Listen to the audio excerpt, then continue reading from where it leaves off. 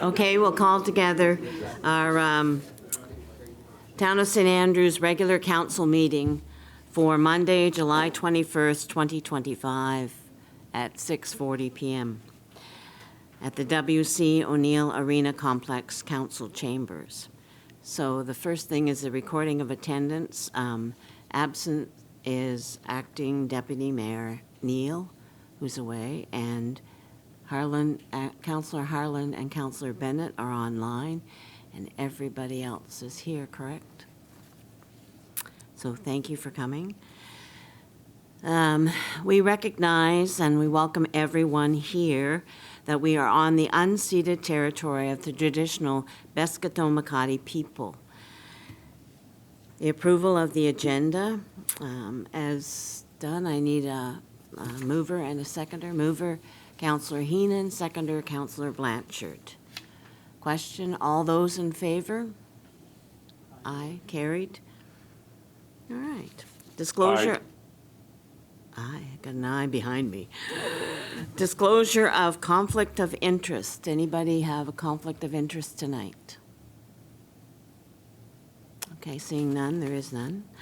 A presentation is next online, and we have Garth Holder, Senior Civil Technologist, Gemtec Engineering, Coastal Study for St. Andrews Market, Wharf, and Square. So if you'd like to come to the podium and give us your presentation, we appreciate you coming down and doing this. Thank you very much. Okay. Does this push? Now it's on? Does it? Oh, there it is. Okay. Yep. Thank you very much for the opportunity to present this study.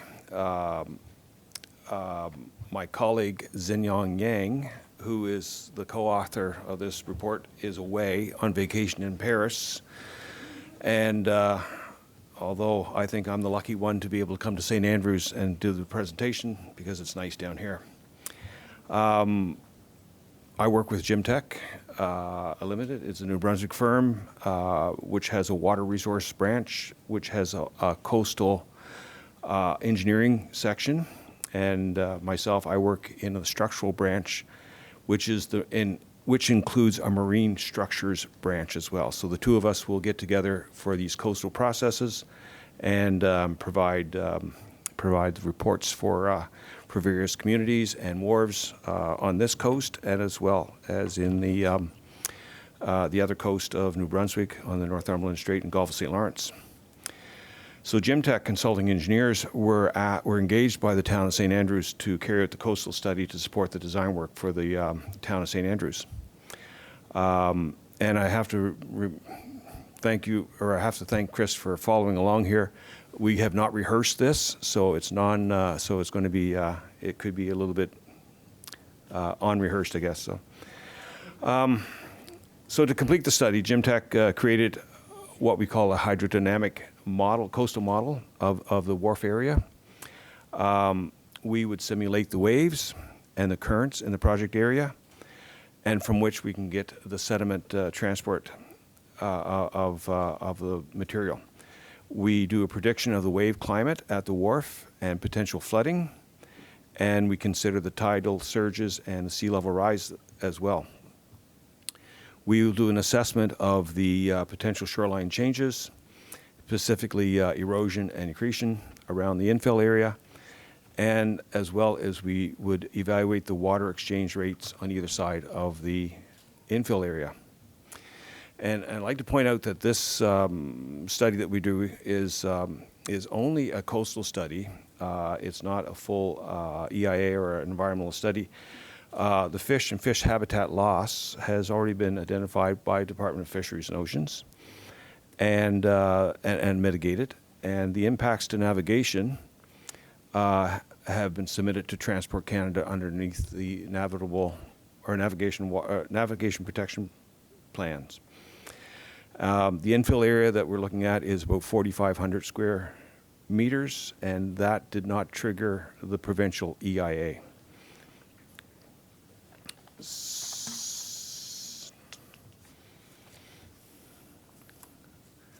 So I was going to ask Chris to bring up a sketch of the wharf on page 1, I guess, past the summary, so that everybody's familiar with the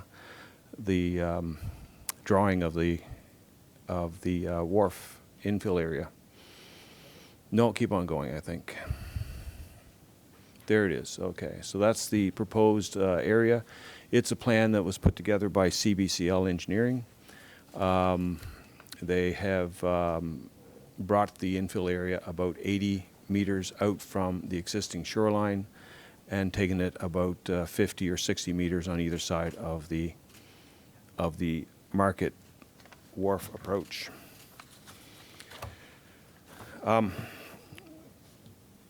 So in order to carry out a model study on the Passamaquoddy Bay and the work site here, we use what we call a numeric coastal model. In this case, we use a DHI model. It's very commonly used by the other engineering firms in Atlantic Canada and by the National Research Council. They have several modules that they can follow. The MIKE 21 software, and I guess we call it the Mike 21 software.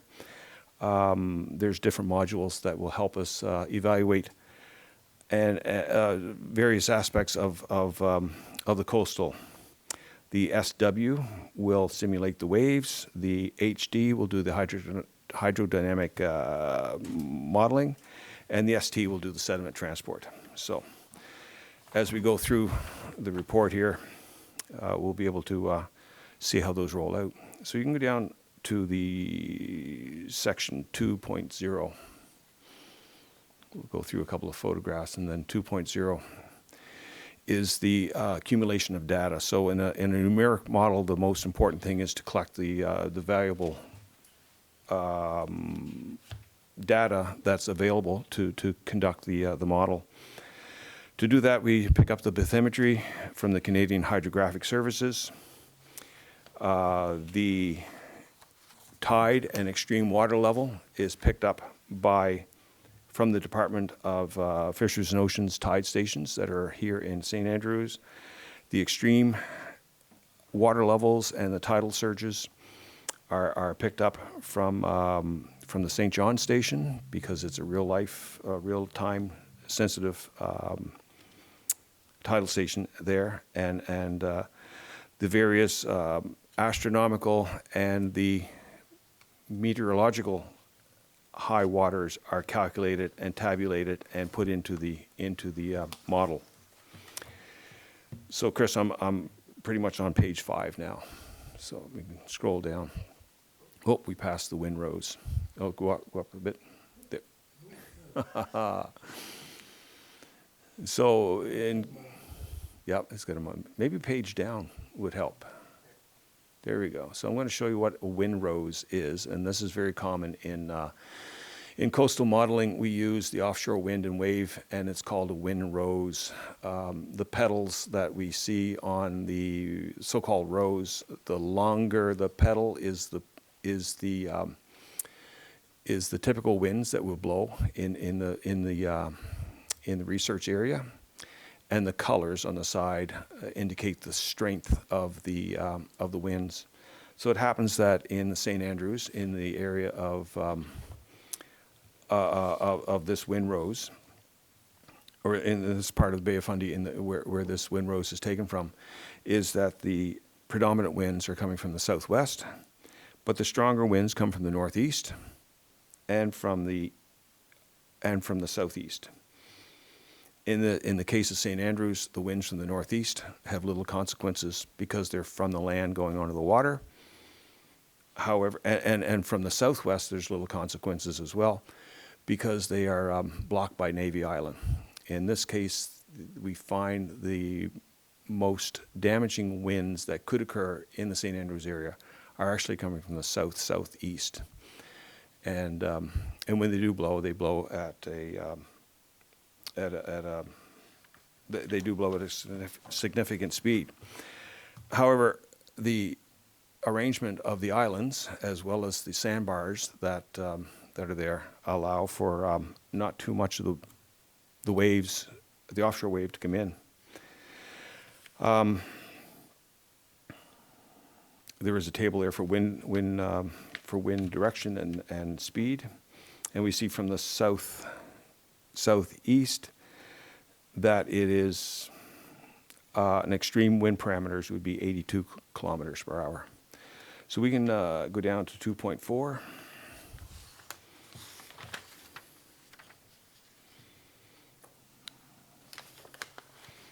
And we'll look at the sea bottom conditions at the wharf. And of course, it's easy to collect the samples and see what's on the sea bottom at St. Andrews, because the tide departs twice a day and exposes the sea bottom. The sea bottom was observed at low tide, noted that there were small patches of sand, mostly gravel, mostly rock, and some seaweed patches. So that's part of the data collection that we go into. And then the engineer will start his model, putting the model together. So on 3.0, if you go on down a couple more pages, there we go. So the model is put together, and that is the bathymetry of the bay and the lower parts of the St. Croix River, and it is it's a deep bay that's well protected from the offshore, and our coastal engineer was able to predict that the impacts from the offshore waves very rarely or cannot come into the bay to offset. So the only thing that's going to be affecting the wave generation is what we'd be calling a wind-generated wave. So we go down to the next item. And this is what we call a refined mesh system. The DIH software works on a mesh system where we are able to put in define a mesh around the study area. The finer the mesh, the more detail that we can get out of it. And so this is the image of the mesh that was created for this particular study. The numeric softwares are very complex. They will calculate what used to be long-handed, very complex calculations to calculate waves and heights and dissipation of the wave. And these things have been crunched down into the software and is able to give us the valid results. So the wave model is shown here, and it shows the Navy Island, which is the dark green area, and it's kind of hard to see the wharf, but it is in the blue area. The waves in the Bay of Fundy cannot penetrate through the sandbars and the entrances, and so therefore we get a wind-generated wave that's predicted to be about a 0.5 meter wave on a 100-year storm. And this is the wave that is generated from that south-southeast direction. So interestingly enough, if you go down to the next page, interesting enough is that the wharf actually splits the wave direction. So on the left is the west side of the wharf, and on the right is the east side of the wharf. Because the position of Navy Island, the waves will come around, and they predominantly will be in that direction from two different directions, meeting at the wharf. Again, the wave rose is showing the predominant waves and the heights. The other thing that we can get from the bathymetry and the waves is the tidal flow. And so if we can go down to the next couple of pages, we can see the generated tidal flow. This is an overhead view. It's hard to see the directions of the arrows in that one, but I believe that the next page can show the tidal flow of the tidal flow on the rising tide based on the existing layout that we have, plus the layout with the infill. It shows that there's currents at the end of the Market Wharf where you see the darker, more concentrated arrows. And I can see on my page here, but the arrows for the current are mostly pointing towards the shoreline from halfways along the approach. They mostly go towards the shoreline, which is typically on a rising tide. So that's so the next component that we looked at was the water exchange, and this was an interesting one. And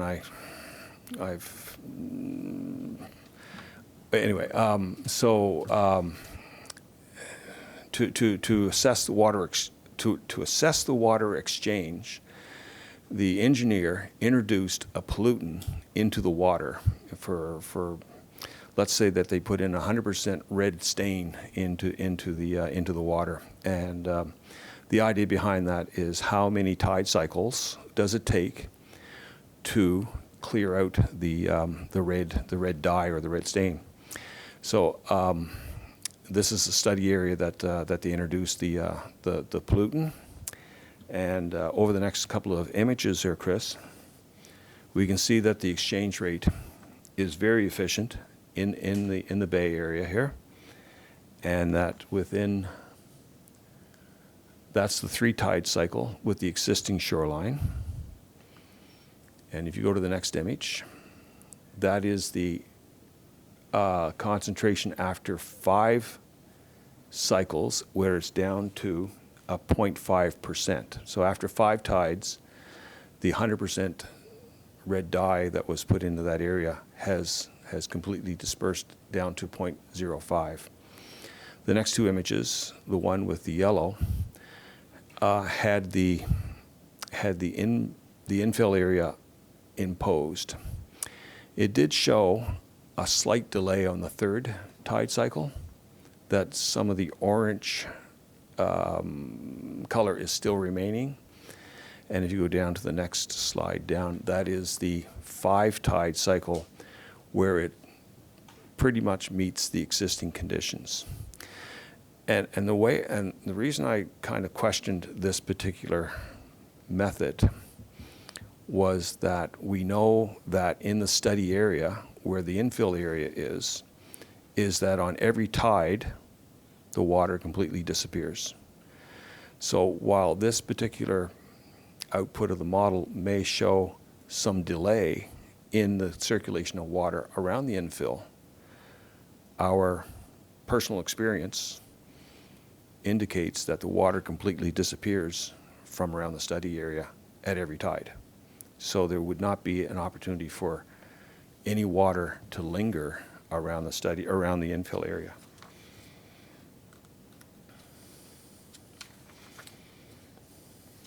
If we go down to section 4.4, we talk about sediment transport.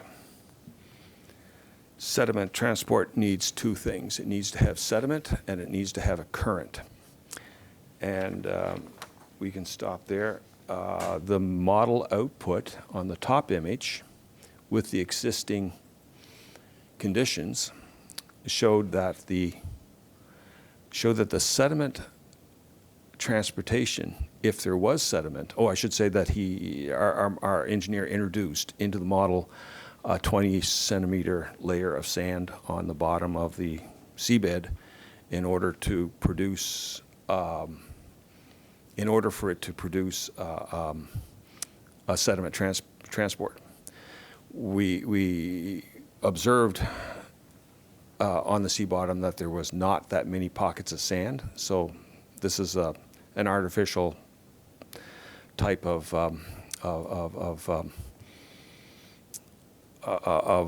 just showing the beach formation. So we show that on one side of the wharf, the arrow is pointing towards the wharf, and on the other side it's pointing to the other.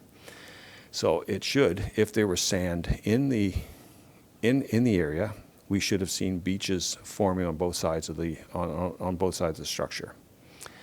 When we introduce the infill area, the model indicates that there could be some accumulation of sand in the sharp corners. And do you have a mouse capability there, I wonder? There, you can show the corner where there's a bit of a spot where there could be some accumulation of sand. But I will qualify that by saying that there could be some sand accumulating there if there was sand to accumulate. The amount of transport in the bay is very low. We estimate it in the number of cubic meters per year that can move, and it is around 200 cubic meters of material that actually can move if there was material to move. So the sediment transport that occurs in the bay around the structure is very, very low. Down to 4.4 is another scenario that was run. And on this particular scenario, they wanted to see how much erosion would occur at the structure if erosion could occur. And again, we have a lot of gravel and rock and some sand at the bottom. It shows that the infill area could suffer some erosion if it's not mitigated. CBCL mitigated that by providing a toe structure or dredging out and excavating the toe. So the idea that the revetment could erode has been mitigated. On Section 5, on the design calculations, our coastal engineer went and he wanted to make sure that the rock size was calculated accordingly. And because the waves are coming in there, he would pick a 250 kilogram rock. I'm just going to say that's the R25 is the New Brunswick standard. The New Brunswick Highway's standard qualifications for a rock is a 250, R250. The designers picked an R500, which is twice the size of the rock, and which is good. It's covered. The other thing was the overtopping and the crest elevations and potential flooding.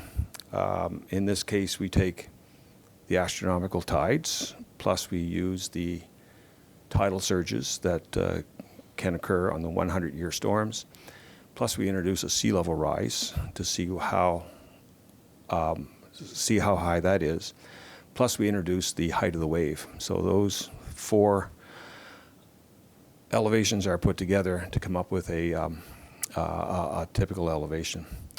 What we found that the sea level rise is something that is occurring, and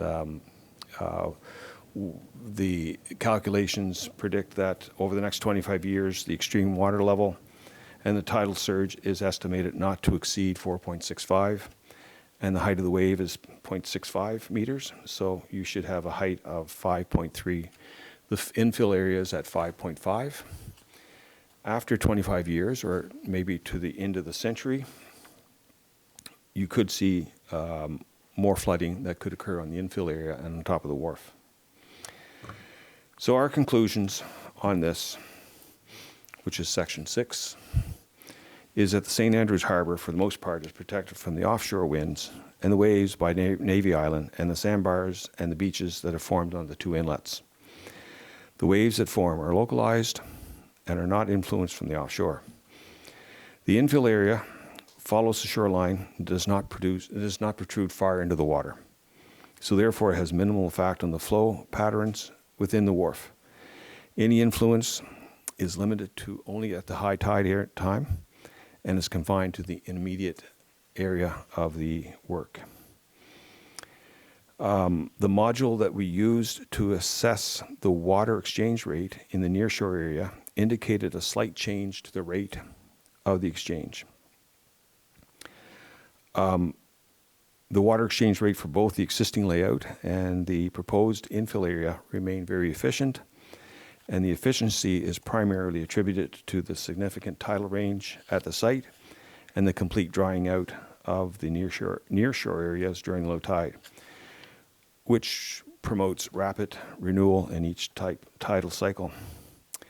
Longshore sediment transport with the proposed infill area indicates that the fine sand depositions could occur in the corners of the infill area, assuming that there was fine sand for the bed material to lay there.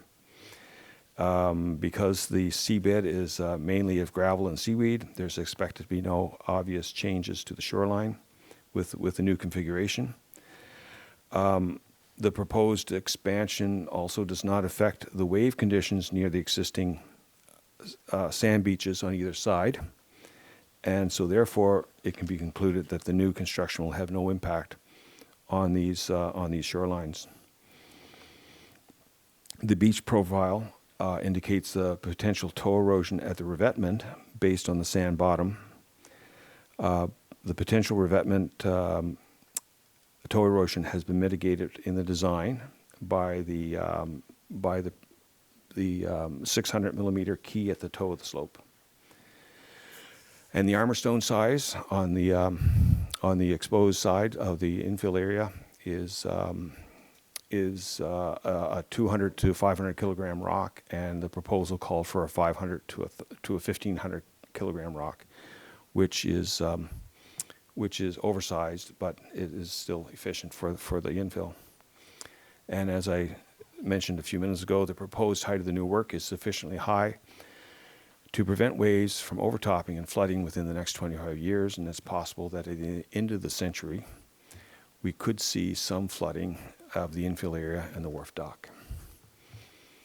So that is the conclusions of the report that's been prepared by Gemtec. Thank you, Mr. Holder, for that report. Council, do you have any questions?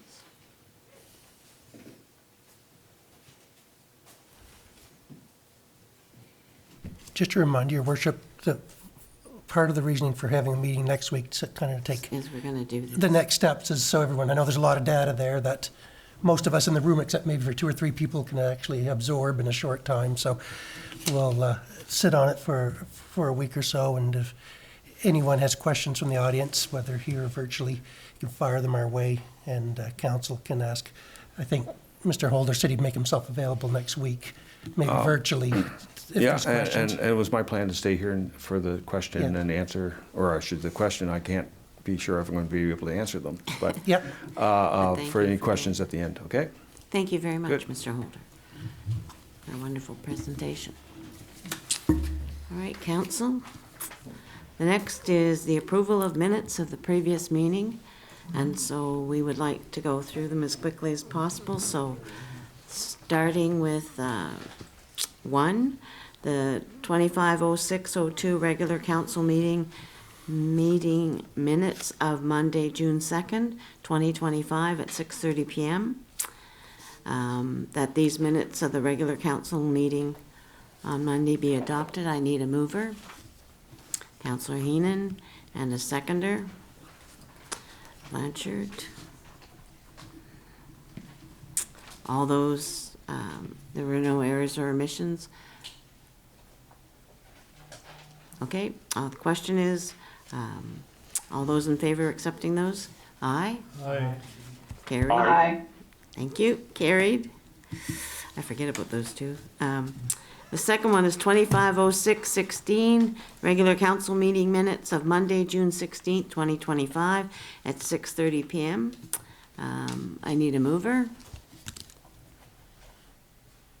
Councillor Blanchard, I can't see their hands. Blanchard, and a seconder. Councillor Harlan's got her Councillor. hand up. Oh, Councillor Harlan? Oh, Thank you. She does have her hand up. Question, ready for the question? All those in favor? Aye. Contrary minded? Carried. Aye.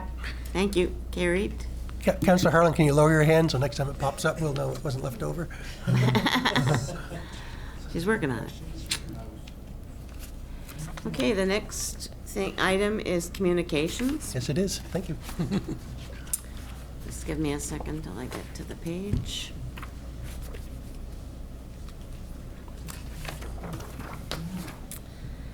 Okay, communications is from the Prostate Cancer Foundation Shine a Light campaign. Request to light up Town Hall on September. So the recommended motion is this, that the Council of the Town of St. Andrews approves the week of September 8th to the 12th, 2025, to light Town Hall in blue for Prostate Cancer Awareness Month on behalf of the Prostate Cancer Foundation of Canada. Any discussion? No. Okay, all those in, oh, I need a mover, sorry. Mover, Councillor Gumashell. Seconder, Councillor Blanchard. Question, all those in favor of doing the light up the town of St. Andrews for the week of September 8th to the 12th? Aye. Aye. Contrary minded? Carried. Thank you, Council. So the next thing is the Explore report, the Explore St. Andrews. The report for June and July is in your council package, councillors. So we don't need to do anything for that, Mr. Spear? No, okay. Yes? I would just like to say we appreciate the effort in putting the report together. Thank you, Your Worship. It is nice that they did that for us. And they will continue to do it. Now, Mr. Spear, your report is next. Thank you, Your Worship. Good evening, Council. Happy summer to all. After a dreary spring, the weather changed dramatically as we have been in a couple of heat waves. The number of tours compared to prior years seems to have increased dramatically from the numbers of people and automobiles I see on Water Street. The following is a summary of the ongoing initiatives of Council and staff. Earlier this evening, we received a presentation from Gemtec Consulting Engineers and Scientists Limited, who carried out a coastal study on the design work related to the potential Wharf project. The plan is for Council to mull over it for a few days, and we will reconvene on Tuesday, July 29th, for a special meeting to consider moving forward with the project. With this meeting so late in the month, staff proposed we postpone the August meeting to a bit later in the month. If anything urgent comes up before August 18th, we can call a special meeting to deal with the issue. For several years, we've been trying to determine the best use and management of the Charlotte County Courthouse, a National Historic Site and a tremendous asset to the town. Acquired by St. Andrews in 2018, Council and staff have struggled with getting a plan in place to best utilize this asset. St. Andrews Civic Trust, dedicated to the preservation of the architectural heritage and cultural landscape of the town, stepped up and presented a well-thought-out plan. After issuing an expression of interest to allow other stakeholders to make proposals, Civic Trust concept is perceived by staff to be the best option. Council should review the plan again and determine if you have any concerns about all the concepts, but a motion is before you to begin transferring the asset to them.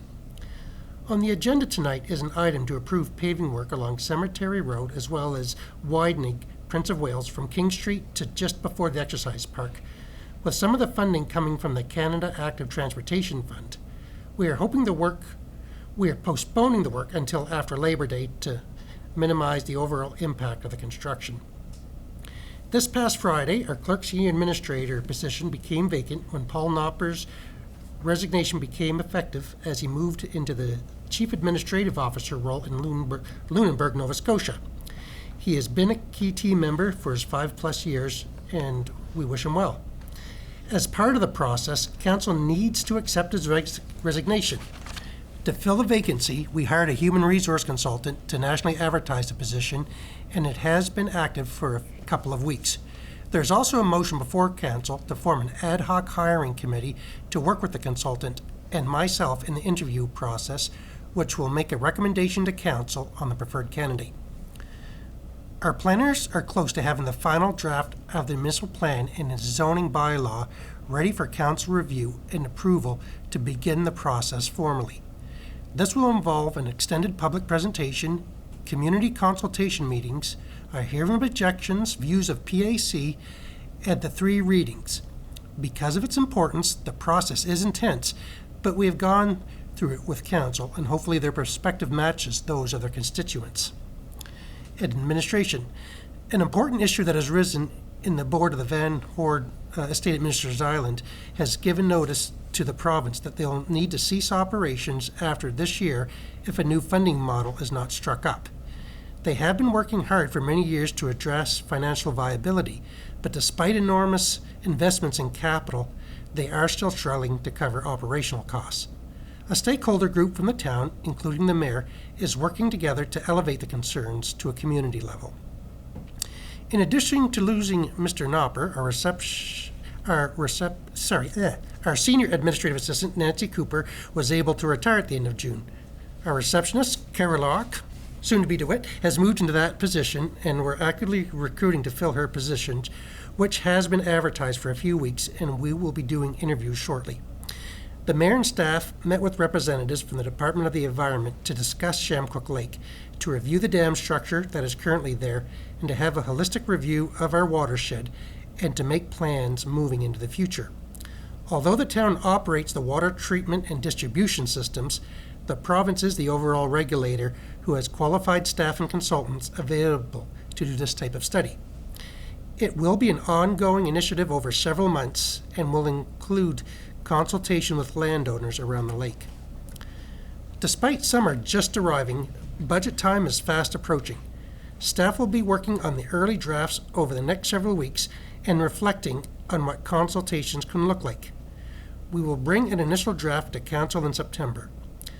With the provincial assessment freeze announced earlier this year, plus adjustments to the equalization grant formulas, this year will be more challenging than others. Canada Day was an overwhelming success this year, despite the fog postponing the night activities.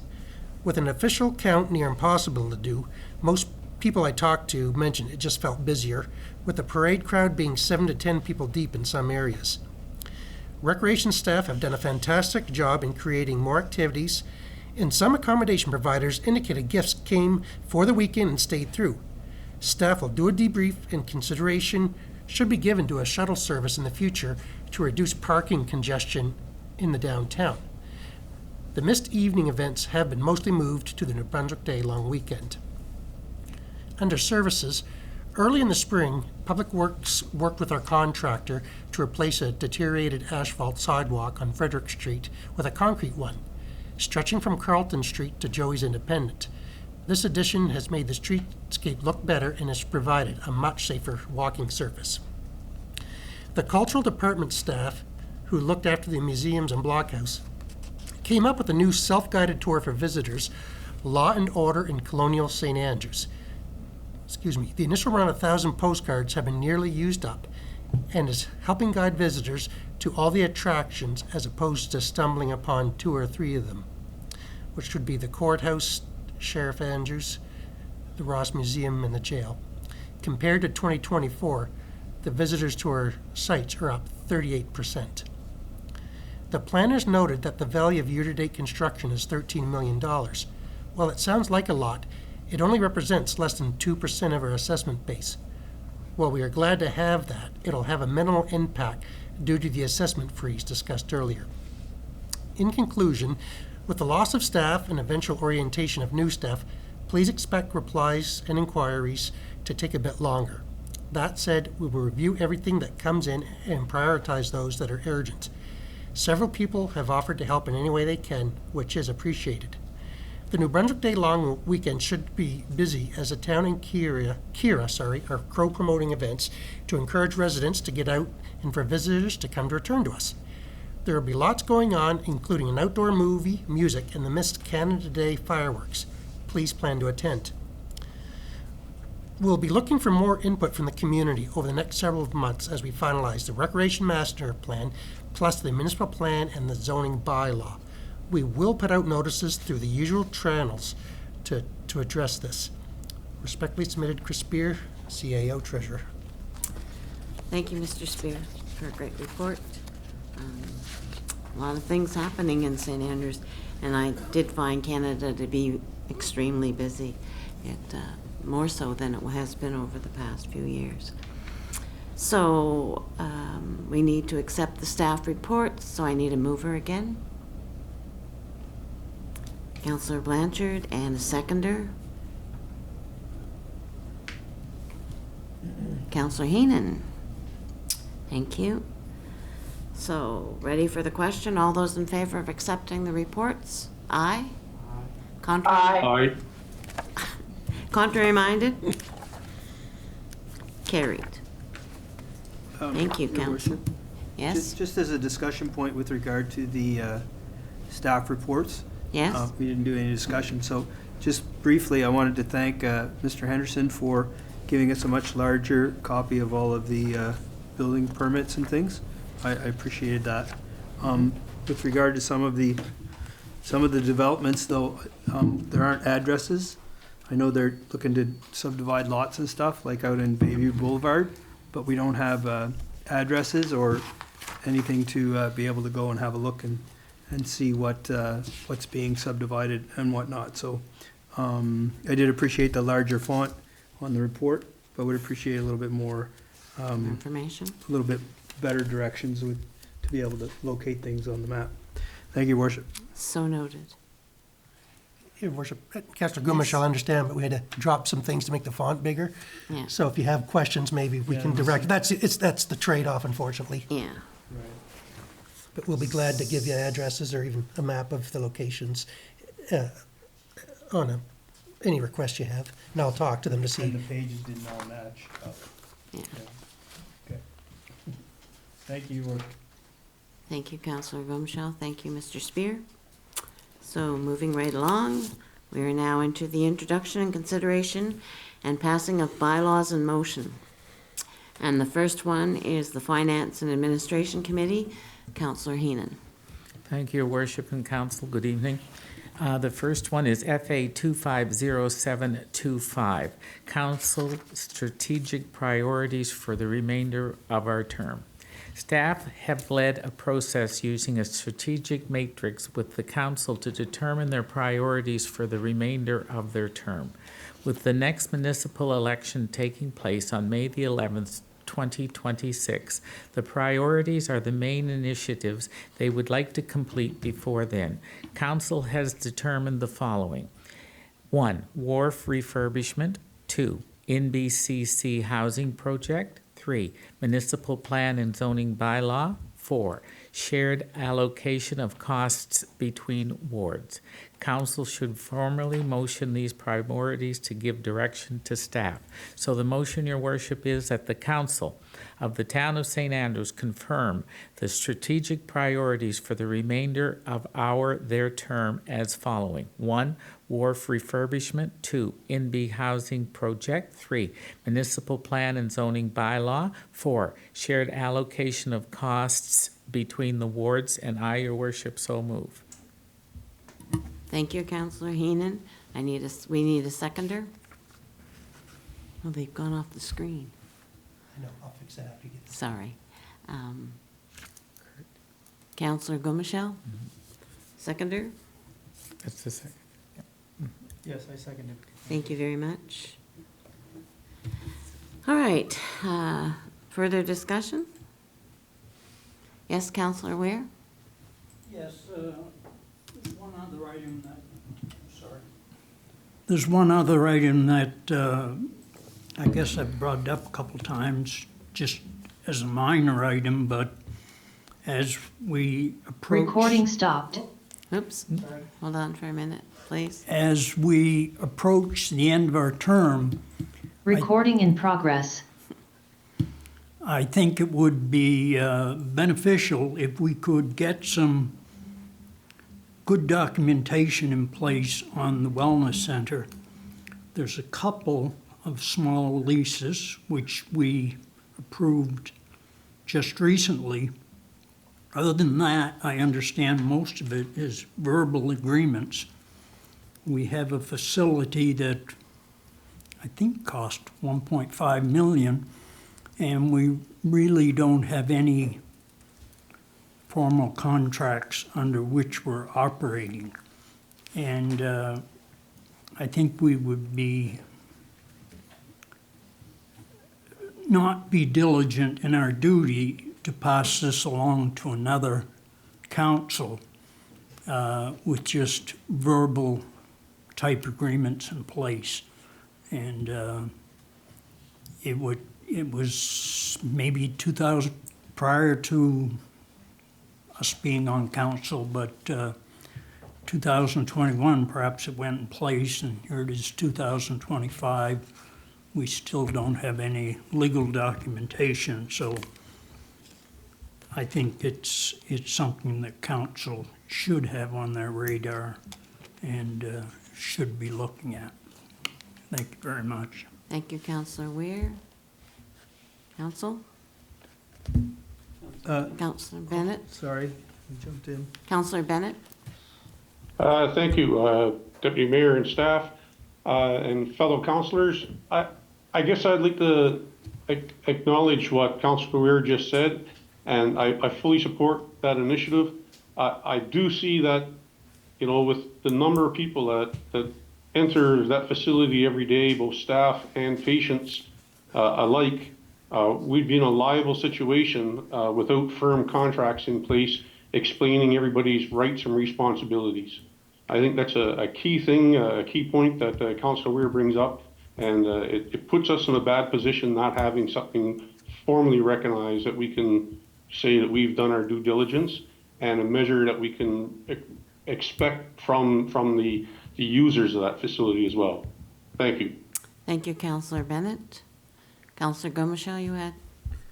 Thank you, Worship. I just wanted to interject that we have 4 strategic priorities, and a 5th perhaps might be, we had a very eloquent letter from former Councillor Jeff Holmes about the parking situation downtown and the need to move to a different system of long-term parking downtown.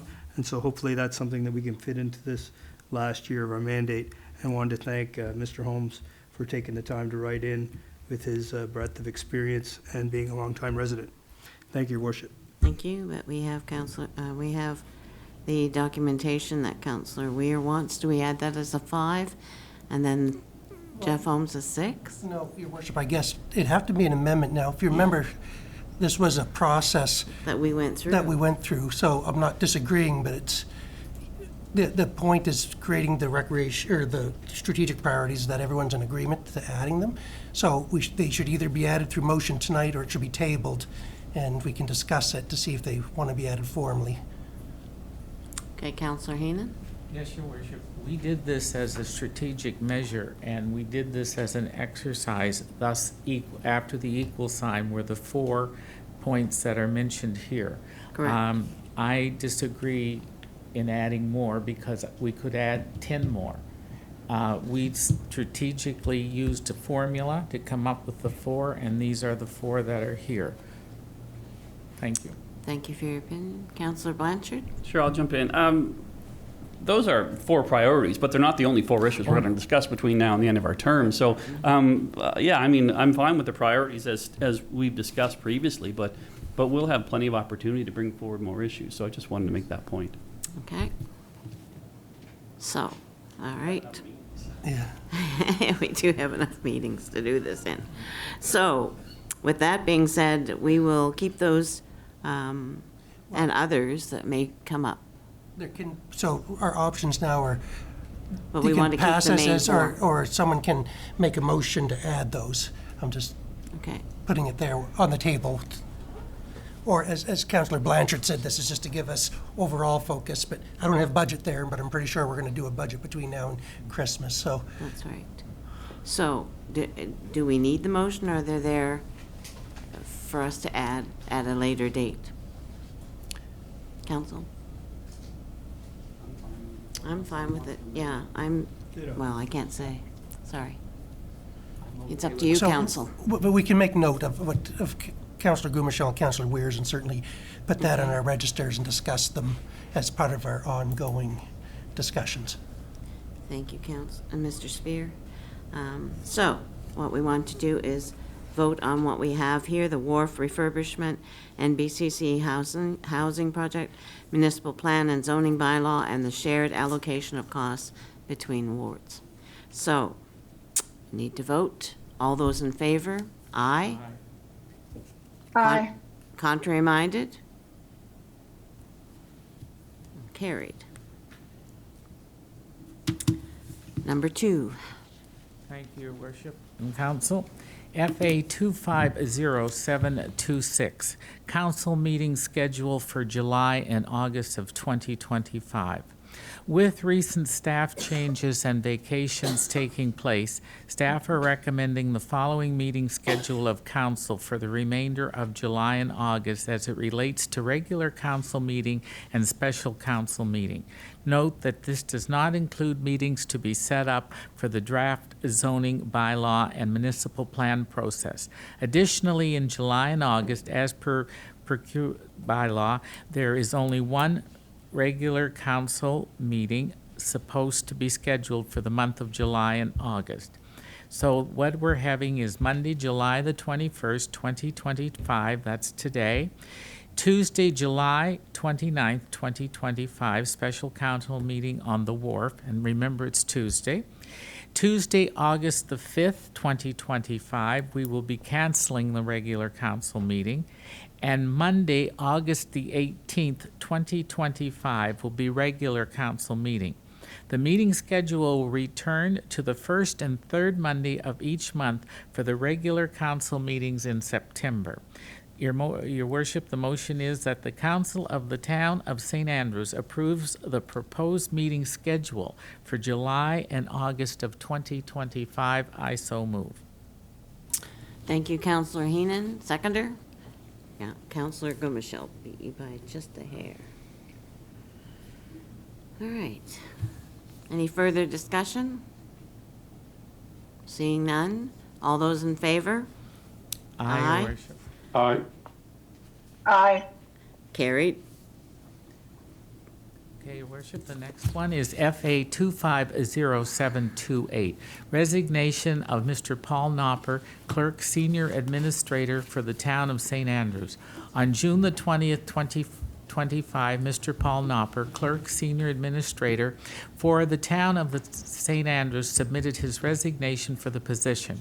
Mr. Knopper has accepted a role as Chief Administrative Officer for the Town of Lunenburg, Nova Scotia. We would like to thank Mr. Knopper for his service to our community and wish him all the best in his new role. His final day with the town was Friday, July the 18th, 2025. As part of the process, Council must formally accept the resignation by motion. And the motion is that the Council of the Town of St. Andrews accepts the resignation of Paul Knopper, Clerk Senior Administration for the Town of St. Andrews as of Friday, July the 18th, 2025. I so move this, Your Worship. Thank you, Councillor Heenan. Seconder? Councillor Blanchard?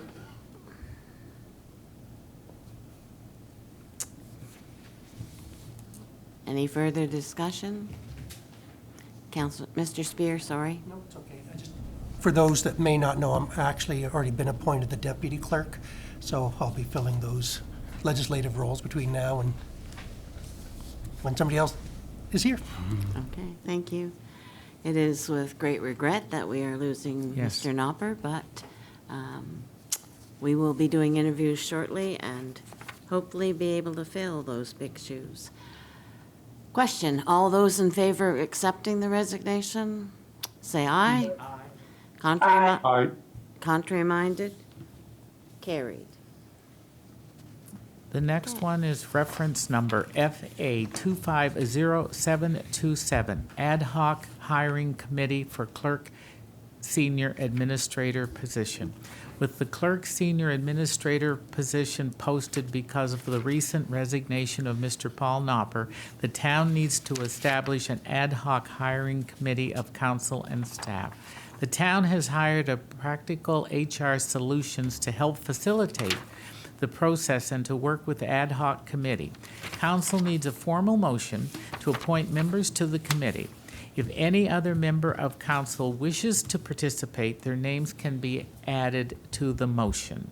And the motion, your worship, is that the council of the town of St. Andrews establishes an ad hoc hiring committee for the clerk senior administration position with the town of St. Andrews with the following members of council and staff: Deputy Mayor Kate Akagi, Councillor Steve Neal, Councillor Lee Heenan, Chris Spear, CAO/Treasurer, and Practical HR Solutions. I so move this, your worship.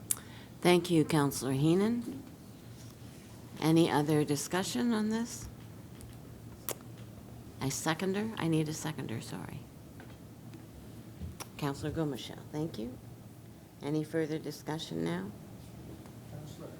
Councillor Harland? Sorry, no, I was just trying to second it. It's fine. Okay, sorry. Okay. Councillor Weir? Yes, I just like to mention that I've been involved in this type of thing for 50 years, so if at any time you need someone else to sit in on a meeting of the committee, I'm available. Thank you very much, Councillor Weir. All right, ready for the question? All those in favor, say aye. Aye. Contrary minded? Carried. Gotta wait for that pause. Sorry. Okay, now we're moving on to Public Works and Public Safety Committee, Councilors Bennett and Councilors Neal. So I guess it's Councilors Bennett. Thank you, Deputy Mayor and Council. Tonight before us, we have a reference number PWPS 250710. The subject is award tender 2025-07, St. Andrews Asphalt Resurfacing 2025. And the background reads, within the 2025 capital budget, Council set aside the following amounts for paving projects in 2025. Widening of Princess of Wales Street from Augustus to King for $846,000, and Cemetery Road from Diana to Cemetery Gates at $322,000, for a total of $1,168,000 even. 3 tenders were received, but one had to be rejected because it did not follow the process. The 2 remaining bids, with HST included, were Gabriel Construction and NRB Construction Company Limited. Gabriel was $647,967.50, where NRB Construction Company Limited was $861,263.75. With the HST rebate removed, the lowest bid is approximately $588,800. Staff recommend the awards go to the lowest bid, Gabriel Construction, and the motion reads. Councillor Bennett, sorry, it's Galbraith Construction when you read the Oh, motion. excuse me, Galbraith, Yeah, Galbraith. excuse me. Galbraith, thank you for correcting me. So the council, so the motion reads that the council of the town of St. Andrews awards tender TSA 2025-07, St. Andrews Asphalt Resurfacing 2025 to Gabrielle Construction in the amount of $647,967.50, HST inclusive, and I so move. Thank you, Councillor Bennett. We need a seconder. Councillor Heenan? I just want to clarify, it's Galbraith Construction. Galbraith. Yeah, Great. yeah. Heenan. I'll second it. Okay, sorry. All right, any further discussion? Ready for the question? All those in favor say aye. Aye. Aye. Carried. Next one, Councillor Bennett. Freight line fire truck. Yes, once again, thanks, Deputy Mayor. The next reference number is PWPS 250714. The subject, retaining of St. Andrews Fire Department 2001 Freightliner fire truck. And the background for this one reads, in 2025, the Town of St. Andrews Fire Department received a new ladder truck and put it into service. This truck was to replace the 2001 Freightliner. Due to its age, the Freightliner is unable to be added to the calculated water pump capacity for the town as part of the fire underwriting related to property insurance. Normally, the truck could be deemed a surplus by the town. However, there may be limited returns on the sale of the truck. The Freightliner is still a good truck in good condition and does not need any major repairs. The department is requesting to continue use of the Freightliner as a support vehicle for water shuttling services and wildfire land support. This truck would be able to continue to respond to calls, but it would mainly be used to shuttle water for the other fire trucks in the fleet. It is recommended by staff that the town retains the 2001 Freightliner fire truck for this purpose. And the action before us is that the council of the Town of St. Andrews retains a 2001 Freightliner truck for St. Andrews Fire Department to be used as a support vehicle for water shuttling services. And I so move. Thank you, Councillor Bennett. We need a seconder. Councillor Weir. Thank you. We have a nice letter from the fire chief about his recommendations for keeping the fire truck and our CAO comments. So thank you both for doing that for us. And is there any further discussion? All those in favor, say aye. Aye, Your Worship. Aye. Contrary minded? Carried. And the last one for you, Councillor Bennett. Thank you again. And the last one tonight is PWPS 250715. The subject is partnership with Waterfront Street, Waterfront St. Andrews on road safety barriers for community events. And the background for this one reads, Waterfront St. Andrews, the BIA was successful in application to the downtown BIA fund of the province of New Brunswick for $20,000 support the purchase of safety road barricades for community events. With this increased use of vehicles to cause damage and injury at community events around the world, the BIA is seeking to work with the town to provide additional safety to residents and visitors enjoying events in the community. As such, they are seeking a partnership with the town to match funds for the purchase of water-filled road barricades. These barricades can be connected and put across roads and crosswalks as a preventative measure. Each barricade, when filled with water, would weigh about 1,100 pounds. The town public works would manage the installation and filling of the tanks for special events like Canada Day, Indulge, etc. It is estimated that the town would need approximately 52 barricades to secure the downtown roads and side roads. The cost would be $32,500 plus tax and shipping. If the council is willing to partner on these barricades, staff recommends matching the $20,000 in funding from the tourist accommodation levy. Barricades can be purchased and then be ready to be set in for the next road closure event, which would be the Indulge.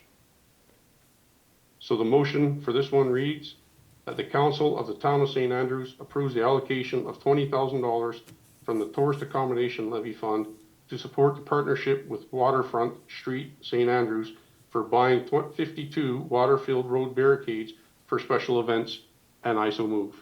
Thank you, Councillor Bennett. Seconder, Councillor Gumashal. Further discussion, Council? Not seeing any. All those in favor, aye. Aye. Aye. Contrary minded? Carried. Thank you, Councillor Bennett. Economic Development, Business and Cultural Committee, Councillor Weir. Thank you, Your Worship.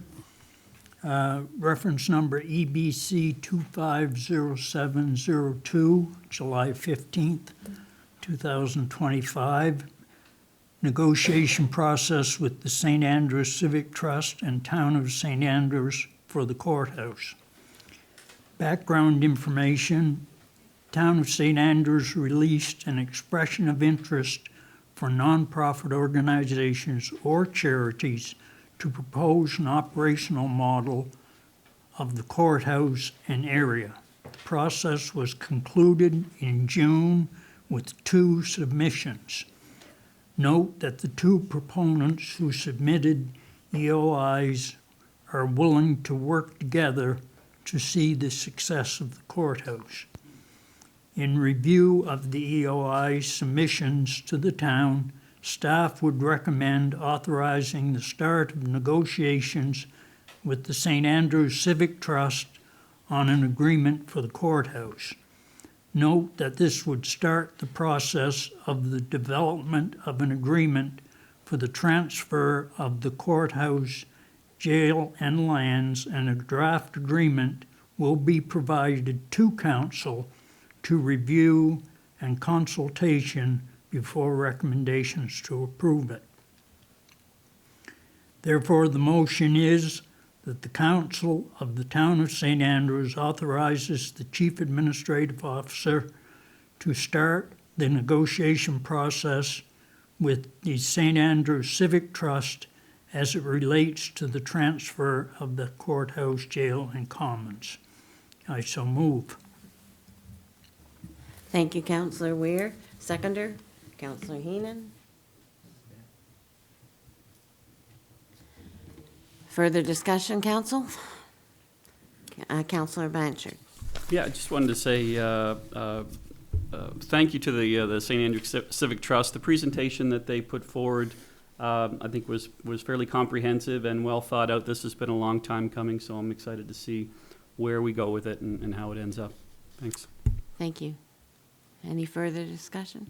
I too am excited to see the Civic Trust taking over the courthouse and the jail and the lands. Councillor Heenan. It will also, Your Worship, as we know, for the taxpayers of the town of St. Andrews, will save us some money because when it's transferred to the trust, they become charities, so they don't have to pay property tax, whereas we, as the town, have been paying property tax, and it's an exorbitant amount. And I'm pleased on both fronts that Civic Trust is taking it and that we as residents of the town of St. Andrews will benefit some of the savings. Thank you, Your Worship. Thank you, Councillor Heenan. Any further discussion? Question. All those in favor, aye. Aye. Aye. Contrary minded? Carried. Thank you, Councillor Weir. And we move on to Recreation and Environment Committee, Councillors Gomichelle and Blanchard. Thank you, Your Worship. My motion tonight is reference RE 250706, dated July 21st, submitted by myself, and it's another resignation. This one is the resignation of Mark Houle from the Trail Advisory Committee. And the brief background reads, in June 2025, the town of St. Andrews received a resignation letter from Mark Houle from the Trail Advisory Committee. Mr. Houle has dedicated his time over the last year and a half to the committee, and we thank him for his services, input, and support. I might add that he also created and maintains the Van Horn Trail website at no charge to the town or the Trail Committee. So thank you, Mr. Houle. The motion reads that the Council of the Town of St. Andrews accept the resignation of Mark Houle from the Trail Advisory Committee, and I so move. Seconder, Councillor Bennett. Thank you, Councillor Gomichelle, and thanks, Mr. Houle, for your dedication over this time. We really appreciate it. Any further discussion, Council? Not seeing any. All those in favor, aye. Aye. Contrary minded? Aye. Oh, carried. I forget to pause. All right, next one is, the Assumption Life Grant Funding Opportunity Food Forest. Councillor Blanchard. Great, thank you, Worship. Apologies, my daughter took the car before the meeting this evening, and I had my backpack along with my laptop in it, so I'm working off a very small phone. but I'll do my best. Do you want my sheet? Thanks.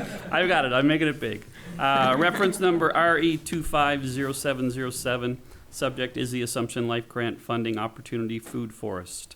The Assumption Life Grant MAC Gauguin Champlain Community Fund was created to meaningfully support local initiatives that enhance citizen well-being and strengthen vibrant communities.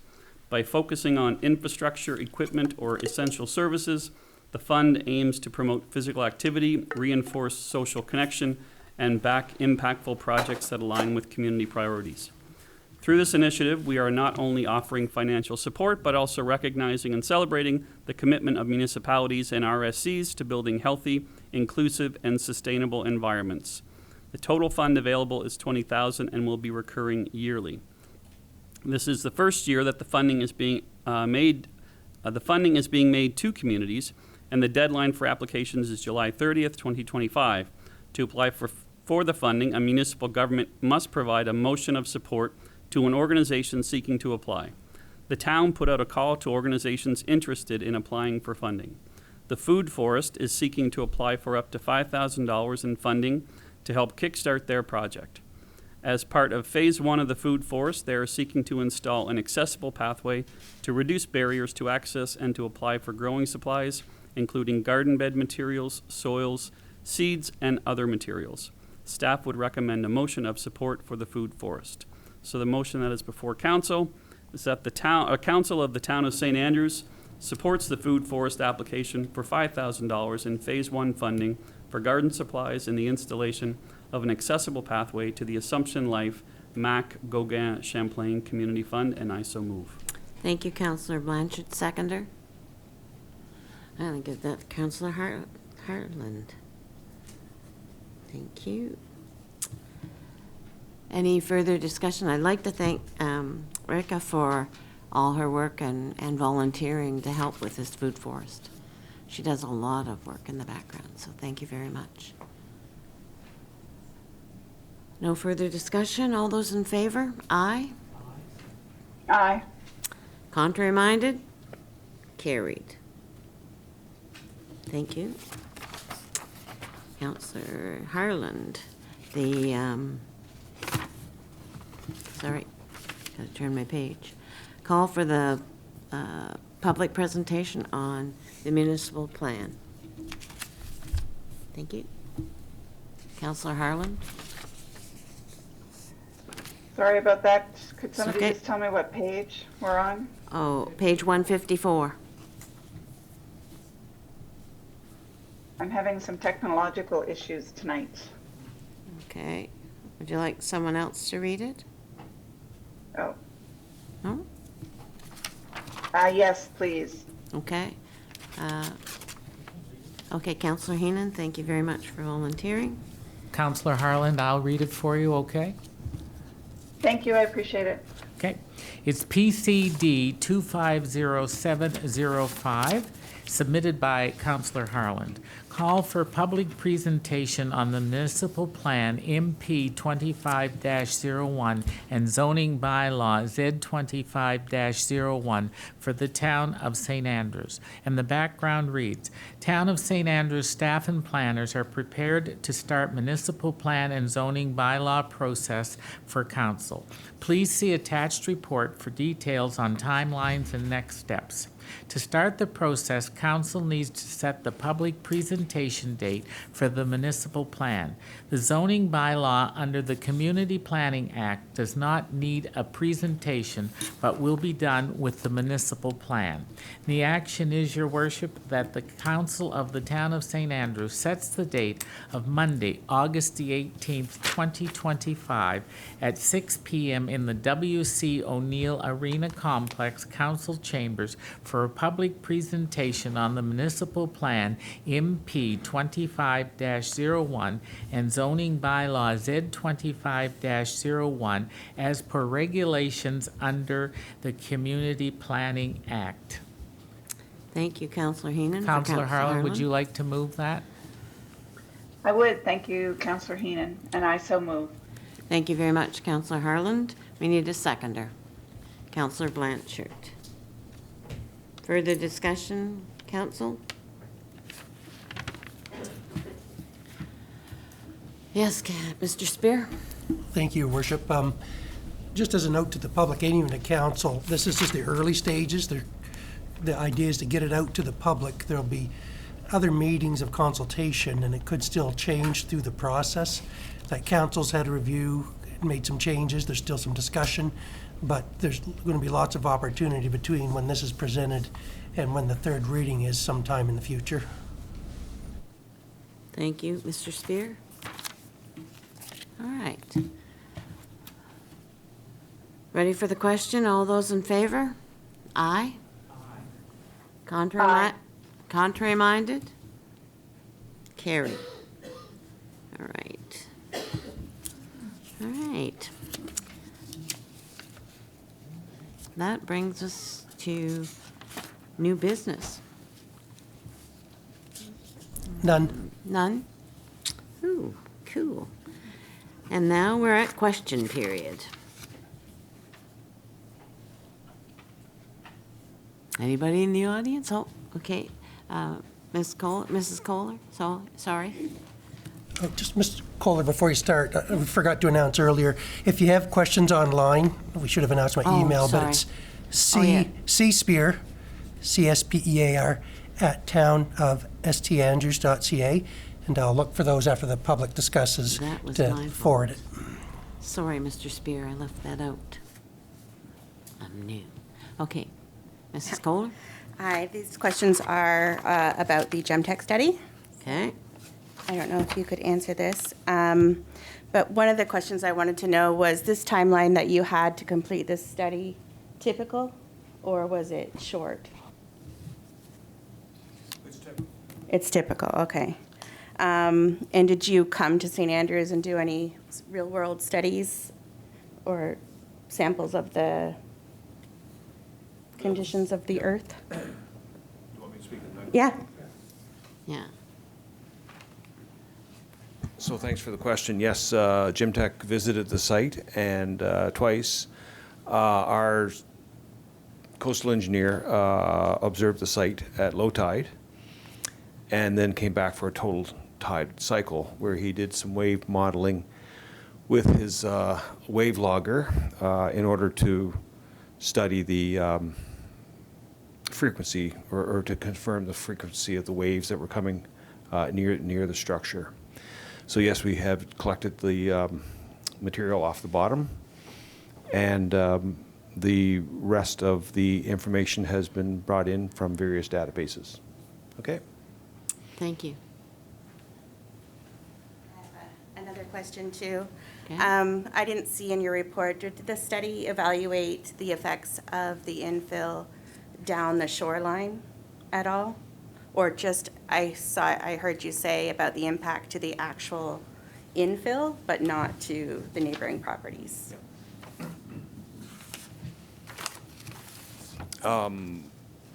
So the study area was designed, and the model was run within the study area. It shows that there's no impact within the study area of the currents were low enough that they were not moving or changing around the study area, and so it's concluded that no, there would be no impacts on either side as a result of that. Okay, and I also have my colleague Zignan, who's in Paris. He's joined the Zoom meeting here as well, so it's probably late, but he said that his Wi-Fi is a little bit sketchy, but he may be able to come back and redefine that question. But we discussed that aspect. Was there any impacts beyond the study area? And he could not see where there was any changes to longshore transport or wave conditions as a result of the infill area beyond the study area that we did. Okay? But there has been infill there in the last few years, and there has been an effect from that infill that I've seen myself. So I Excuse me. don't understand the Could you come to the podium, please, so Okay. that they can hear you? Just point of order, too, this isn't really a give and take. You can ask Yeah, questions. you can ask questions. But if you have further detailed questions, certainly feel free to write in. We can forward it, but it's not meant to be It's not Sure. meant a to position be of going back and forth. Thank you. Yeah, I will write in my questions and my thoughts. Thank you. Thanks. Thank you, Mrs. Kohler. Anybody else? Okay. Oh, sorry. Stephen, there's somebody in front of you. Michel Caron here, 116. Sorry? Michel Caron is my name, Michel? 116 Carlton. I'm a new resident. Thanks to council for all your good help, I'm sure. Thank you. We'll get to know each other. But to be short, I don't, to be clear and honest, I don't know the Wharf background very well.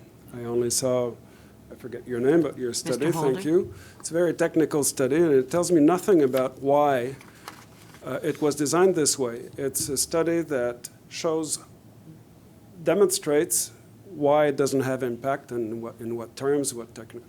So that's fine. We can categorize this as such. The Wharf itself has, of course, other repercussions. You have to look at it not just from the. I wonder, I've been told that there is money coming in that should be used, otherwise you lose the money. Should we use it for that in particular? Do we need to use all that money? If the idea is to just prevent further erosion, what caused this design to reach out like this? I don't see the necessity of going out like that. Maybe there's a logic about the construction, a saving somewhere. I'd like that to be explained to me, but in part. But the real question I'm here asking is, once you do infrastructure in a city like this, you really, it says St. Andrews by the sea, not St. Andrews by the landfill, right? A lot of it is already like this. This is one area where you have a way to plunge a boat, the old ramp there. There's a little bit of a closer contact to the sea. If you project the land and make a steep ridge that's not walkable, not accessible, except for the one place I saw in the plan which has a stair, then you're actually making the sea further away from Water Street, from the mental environment, what the civic idea of St. Andrews would be. And so I'm thinking, maybe there's good reasons for all this. There's this odd shape. I can't explain it for myself, but maybe there's a reason. I'm ready to listen on that. But I think the council must have had an idea of what it would do with that additional space. It's not plantable. You're not making a garden. You're making more public space, but where's the plan for that? Do you have one? I'm simply humbly asking. But I would really think this is important because in my work, international urban planning policy in developing countries, I find that the impacts of infrastructure on cities as they grow, the demand of that kind of growth, expressways, the enlargement of ports, it's part of my subject study. I do that. Those impacts are enormous. They really have a repercussion on the quality of life in the city. And so, therefore, here I think we're affecting the identity of the town. No doubt that it will change something. Maybe you'll say, well, we can put a bigger tent for a bigger farm market or something. But I'm not sold on it. Is there a plan? Yes. An urban design idea? Some like conception of, yes? We've been working on this for 5.5 years. Okay. The last 2.5 years, it went out to the public. The public chose this design. We've had a lot of detailed information. I believe it's online, is it not, Mr. Spear, that you can get about the Wharf? I think most of it is, but certainly feel yeah. free to pop down to Feel Town free Hall. to pop down to the Town Hall. It would take me about half an hour to go through the history of the thing. I could read Yeah. reports too. Yeah. So we do have those. So you're most welcome to come down to the town office and see those and discuss them. Thank We're quite willing to share them. We've been doing that with our constituents as it is. Yes. And yes, the funding has been given to us or granted to us. Yes. And so therefore, this last study, the Gemtec study, was to alleviate whether there was silt movement or whatever that we Right. needed to do. And this was the last thing that we needed to do for our constituents to decide that we're going to do the wharf or not do the wharf. Because if we leave it any longer, you're right, we're going to lose the funding, which is not a good thing. We need our wharf. It is a basic integral part of the town of St. Andrews. Okay. So we are very happy to discuss it with you. Okay, We've been very, If I may, Sure. just the essential thing is, why do we need the landfill? Why is it necessary to do the large blob over, as opposed to if you have the money to we had redo? 7 redo the designs, edge? and we narrowed it down to 2. Okay. And then the people and all of us decided, and Mr. Spear will continue, but we Yeah, decided to just- choose just that one. Briefly, so as the mayor, deputy mayor had mentioned, there were several designs. Really, when we got the funding, it was based actually to extend the rock berm even further, to do it all in rock berm. The community didn't like that, so we had different variations of it. This was kind of a compromise solution, meaning this will allow us hopefully to get the work done in 6 or 7 months or not to lose a summer. Otherwise, we had designs for just that more mimicked what we had, but we could be up to 18 months to 2 years of construction if we tore down everything and rebuilt it. And so the infill can be done over the winter as opposed to concrete, which you need warmer weather. The other problem, and it's legitimate, is the funding was granted to us in 2019, pre-pandemic. And as things got delayed for multiple reasons, the cost of construction went up, but the grant funding didn't go up. They did grant us more money in the end, but not sufficient to meet kind of, if we had all the money in the world, this is the solution people would like. In a perfect world, we could get the solution we like and build a twin wharf to support us in between, or build a second wharf brand new and then tear down this wharf at the end. But again, we're talking years and tens of millions of dollars, which we don't have. So in the end, and we explained all that in our public consultation sessions, that this was kind of what kind of, for the community, was the most economically feasible while minimizing the effects on tourist season. And for the most part, people accepted that. I won't say it was their favorite, but it was the one that met several conditions and aesthetically was only part of the equation. Not aesthetic, I'm talking No. about the quality of the public space and its use. It's not just aesthetic, just. Yeah, well, no, and Okay. just if I, Okay. just one real quick thing. The council actually has in their budget to do a study on the public space. They chose not to do it before because we still don't know. There's lots of ongoing things, so there's $50,000-$60,000 set aside in the budget to figure out. Certainly, there's a need for the public space. It's, the central point of the town. But now it's to figure out what that's going to look like in the long term and the ideal use for it. Excuse me, there's no plan right now. We are going to be doing it, yes, but because we're holding it for the finish of the wharf. Councillor Blanche, Money budgeted for a visioning exercise, which is exactly what you're talking about. There's a number of people on council who would like to see that turn into a really usable community space. I think that's what a lot of people would like to see. So that's what the visioning exercise will do, and that's what we budgeted for. I just wanted to add that. excuse Okay, me, but Council, Mrs. Kohler, you're out of turn, sorry. I apologize. No, it's not you. I'm just trying to correlate the shape of that extension. First of all, why fill in the first place? What's really not working in the current space? Could be analyzed, discussed. But also the shape that I see on this plan. What kind of public space would you kind of invent in order to fill it to its, most optimal use spatially? Because it's got these, it seems erratic. And so maybe, I don't know, your study did not concern the design, No. right? No. You're not responsible for the design. No. Yes, Yeah, exactly. the So- design was decided. So I question all this, to- I'm putting it on the table, we're not gonna Sure. resolve things, I'm gonna No. let others speak. And you can come Thank into you. the town office and see the reasoning behind what we did over Very the well. period of time. Thank you. Okay, thank you very much. Thank We look forward to working with you. Me too. Thank you. Anybody else? Oh, sorry. I just got a couple of quick questions. Sure. Would you announce your name? Oh, and I'm where- sorry, I'm Steve Saunders.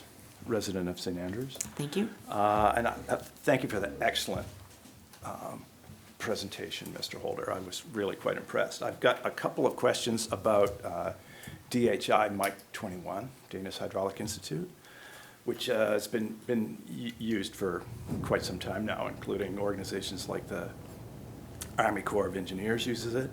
But this is a 2D code, is it not? That would be a question you'd have to ask my colleague. Okay. Yeah. All right. It is a commonly used coastal modeling. Mr. Holder, sorry. just 2 You have to minutes. come to the microphone, sorry. Sorry, councilors online can hear you. Yes. Excuse me, your question was a 2D code, two-dimensional? Yes. Yep, no, it can be, there is depth involved in it as well, can be integrated into it. I would have to go back and check the specifications exactly for that, and my colleague Zenyan would be able to express that right away. However, it is the commonly used modeling for the Atlantic Canada. Both CBCL and Gemtec and RPC use it, and have used it, or not RPC, but National Research Council used the DHI model to model the different gullies and structures around the provinces and the Atlantic Canada and across the country. Okay. Thank you, Mr. Holder. Okay, there was another question. When you were working on your hydrodynamic model, which was the wave height one, you said you calibrated it. And was it, someone came down and measured some wave action? That was your calibration?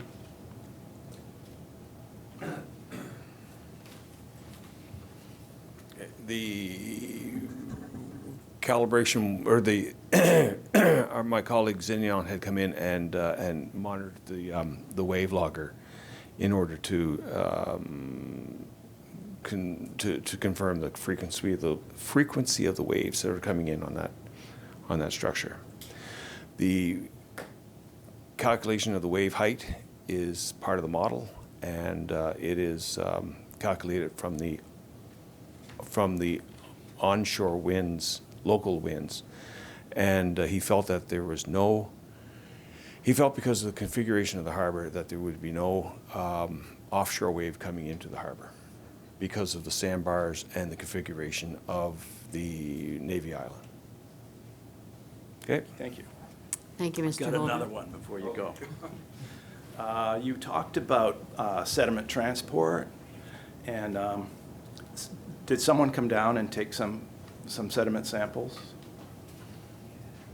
Yep. Excuse me, there are 4 samples taken inside the on the sea bottom floor. In those locations, I'm pointing to 1, 2, 3, 4 sediment locations on either side of the wharf, 2 on either side. He noticed that at low tide, only small patches of sand near the shoreline area. Other areas are gravel. I'm losing my voice.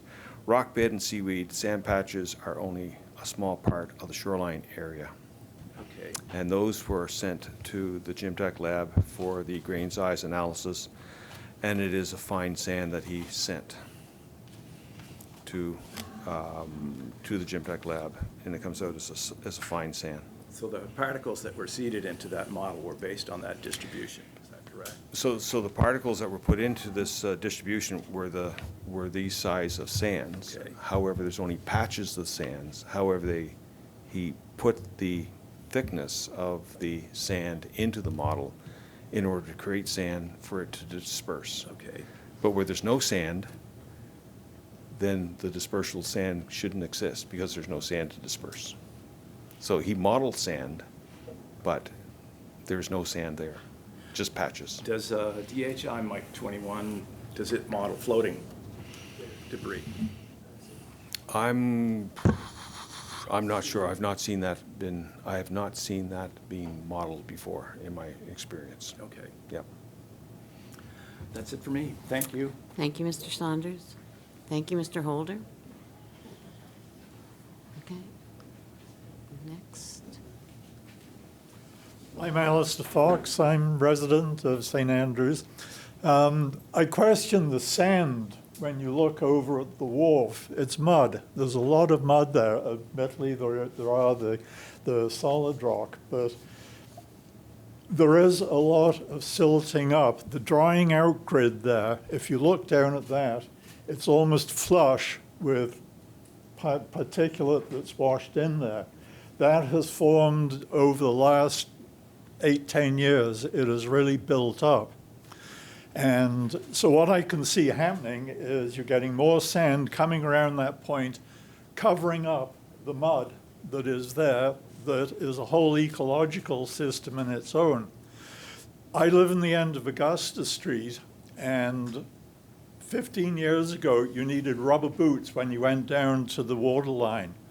Thick, thick mud. Now that is all sand, because of the washout from the storm sewers that have been put in at the end of Augusta Street.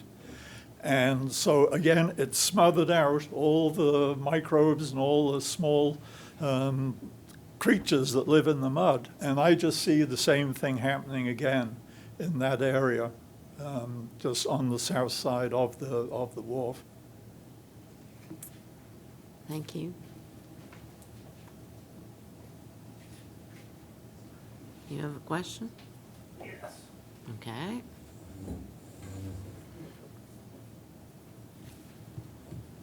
Hi, my name is Chris Kohler, and a couple of questions. I don't know if I can be clear. The first one is kind of a government question. I'm wondering if the Gemtec survey goes through federal or provincial government procedures. Now,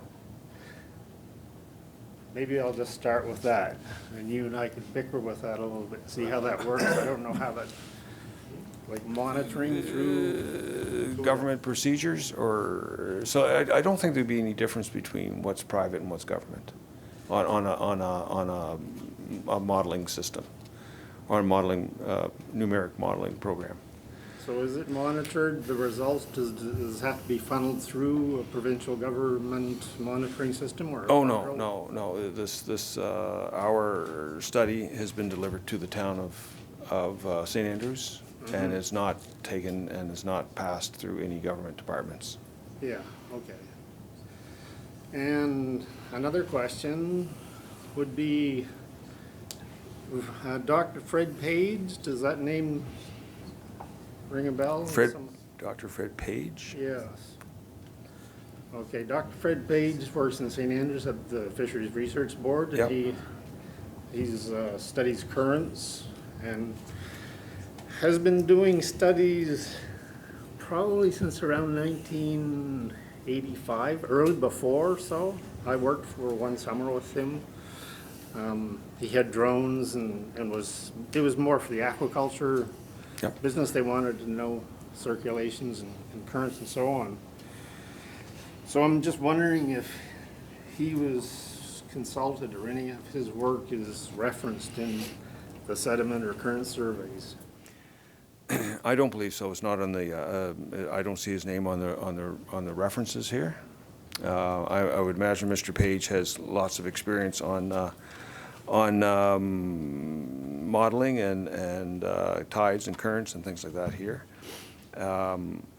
In this particular case, we have actually taken part of the model was part of Gemtec's model had been put together for the BIO station. We were lucky enough to be able to do the modeling of that structure, redesign of that structure as well. And I'm sorry, not BIO, Bedford, or not Bedford, St. Andrews, SABS, my acronyms. SABS is where Fred works. Yeah. So we had part of the model was put together for the modeling of the SABS, and then the same model has been extended and concentrated around the Market Wharf as well. Yeah, for the SABS Wharf, you mean? Well, originally for the SABS. Yeah. And so it's a model of the bay had been put together for SABS, and so now the focus has been moved from SABS down to the Market Wharf. And as I mentioned, the mesh has been focused around that particular area so that it can pick up the data from the currents and the tides and the wind and things like that. So there's been a modeling, numeric modeling has been around for a number of years.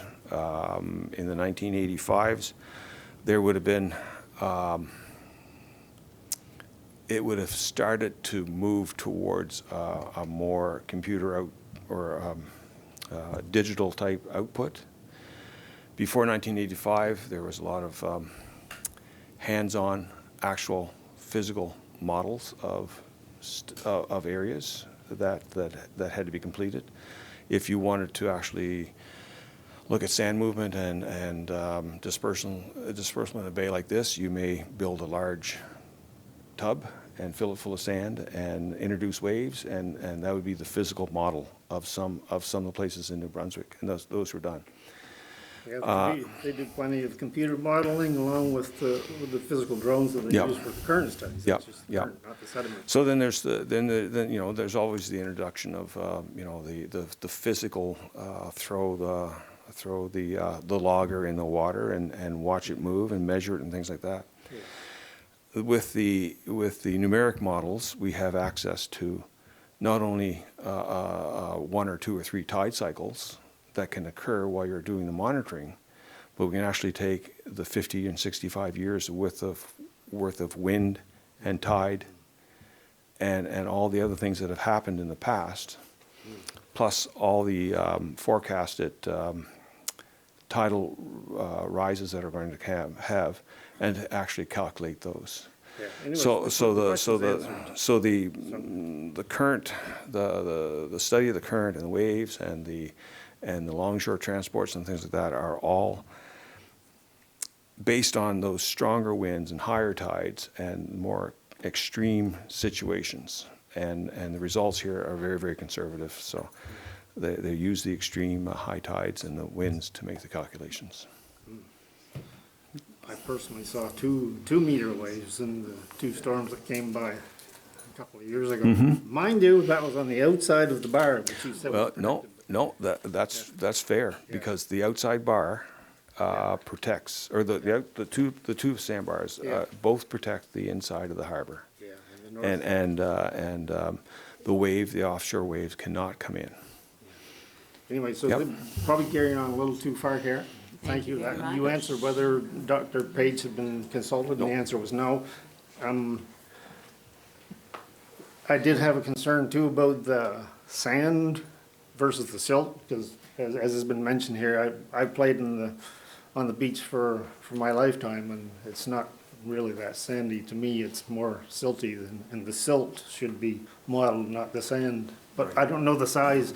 We will be able to see the data results on sizes of particles that were modeled, and also the size of particles that were collected. The distribution of the report would be the responsibility of the town. Will we be able to see the original data? Mr. Spear, will that be online? It's whatever's included in the Gemtec report, so we can distribute the report once the engineers and councils are happy with it, and I think, sooner rather than later. I think the tables include data. I don't imagine they include the actual lab reports that were submitted. There you go. So whatever's there, you can, if council's okay with it, you can have. It was considered a draft report before Mr. Holder came tonight, so maybe he'll look at it tomorrow and submit his final report. We'll have Zignon at least take a look at it before we give a submission to it. Okay. Even though he's away, but he'll be able to help us out. Okay. Thank you, Mr. Holder, for answering all the questions. One more comment, just maybe to lighten it a little bit. A question? A comment? A question? It's question period, not a comment period, sorry. It's just that there's some new research where the great white sharks are being studied, and they're looking for places where they're copulating. And the speculation is that they get tied together and they copulate, and they twirl down into the water and land on the sandy bottoms or the mud bottoms. And maybe we could see that in Peskotomuhkati Bay. Thank you very much, Mr. Kohler. And thank you, Mr. Holder, for answering those questions. Any further questions? Are there any online, Mr. Spear?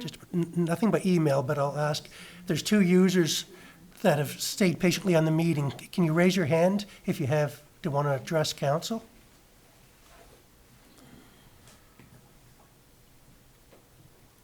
One last call for the 2 users that are been attending the meeting virtually. If you have a question, please raise your virtual hand at the bottom of the screen. And again, people can send questions after the fact, and staff and the mayor will address them even after. Apparently not, Your Worship. Thank you very much, Mr. Spear. So that ends question period. The next thing is councillor and deputy mayor's comments. Oh, I have a question. Oh, sorry. Yeah. Your name? This one's really starting to boil now, isn't it? My question is, I didn't really hear much about this. I never received anything in the mail about this Wharf thing, and I guess we got to this point. Now, you mentioned that you had Excuse me, could we have your name and where you live? Oh, my name's Chris. I live in St. Andrews. Okay, You're welcome. thank you. Sorry about that. I'm not very... It's okay. Anyhow, this title survey sounded a little light to me. I don't know about that one, but that's all I got to say about that one.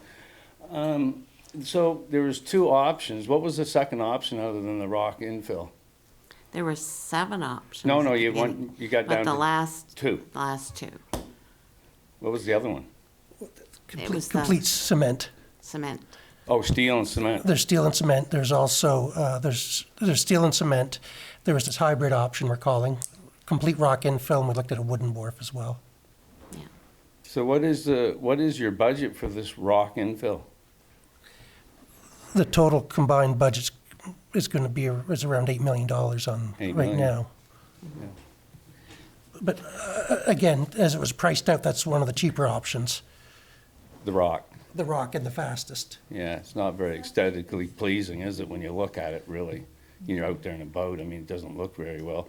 This is a historic town, and, you know, they built it with steel and wood, and they put a few small rocks there. Now we want to take and put a whole lot of big rocks. You know, really, is that the way to go? Once you start it, there's no changing it. Looks like it'd be quite a scar on the town, being a little tourist town and a historical town. I mean, this isn't talking about erosion. We're talking about putting a wharf there. Yes. And to put something like that there, the rock infill, I mean, doesn't look like it'd be aesthetically pleasing to the town, right? That's all I have to say about that. And I gotta go pee. Thanks. Thank you. It's not our first kick at this can. We've been 5.5 years, 2.5 years with the last look-see at the wharf. So this Gemtec study was our last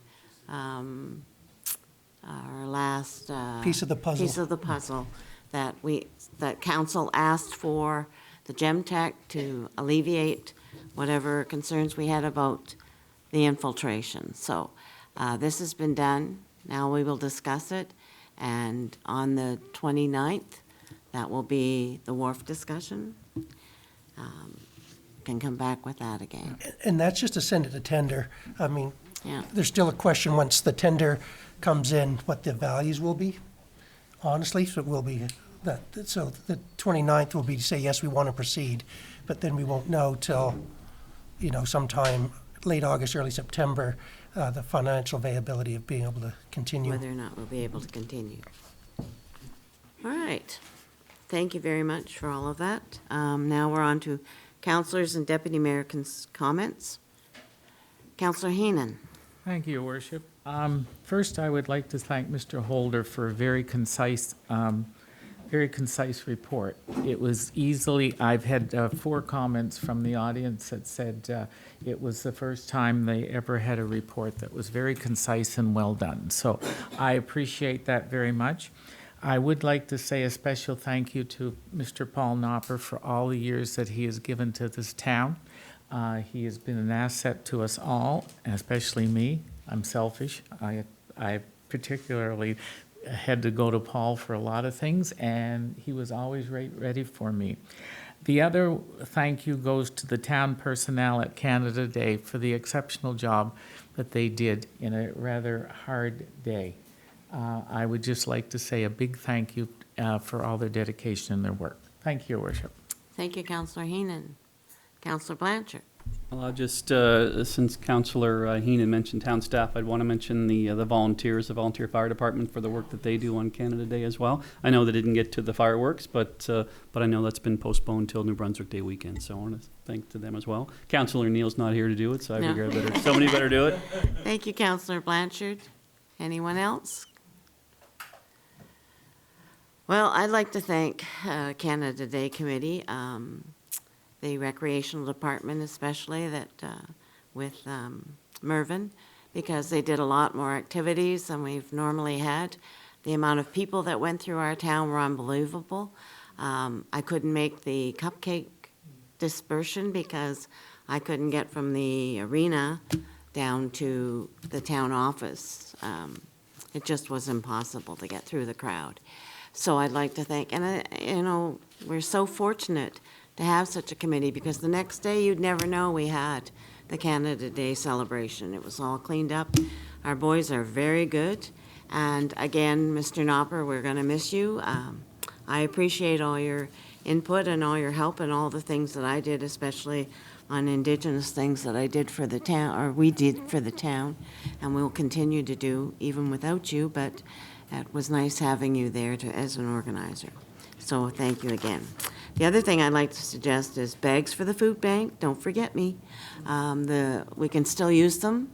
There are a lot of needy people out there still, and it's easier to carry a bag than to carry a box. Bicycles. I know, Councillor Gomichelle, you like to go up the street the one-way street the wrong way. You are part of the rules of the road, and you should follow the traffic. Everybody else should do it as well, from big kids to old kids. If you'd slow down a little bit, Deputy Mayor. Slow down. You should slow down too, but I'm just saying There that is a new people speed are limit. I'm doing not it sure if the you're wrong aware. way. It's 40 kilometers an hour. I know. Is that on a bicycle? Touche. Touche. You know, but I would like to see people following the traffic, because if you are a bicycle, a scooter, whatever you are to go, whatever or a way you're speeding supposed to- car. Yes, you have a speeding car too. So, but it needs to be that we follow the direction of the one-way traffic. Get off your bicycle and walk for the couple of blocks, or go up Queen Street and come back down on Water Street. Dogs, please pick up the poop from the dogs, especially on the beach. I mean, we're talking about environment, and we like to keep our beaches clean as well. So, but please, if you have a dog, your responsibility is for picking up the poop. So, thank you very much. And I guess that's it for today. We have to go into closed session, Mr. Spear. So at 8:33, gotta put my glasses on to read this. Council moves into closed session per the Local Governance Act, Section 68(1)C, information that could cause financial loss or gain to a person or the local government, or could jeopardize negotiations leading to an agreement or contract. So, do I have a mover? Councillor Blanchard, seconder, Councillor Heenan. We'll stop for a few minutes while everybody disperses, and then we'll continue. Thank you very much for coming tonight. I appreciate everything and everyone.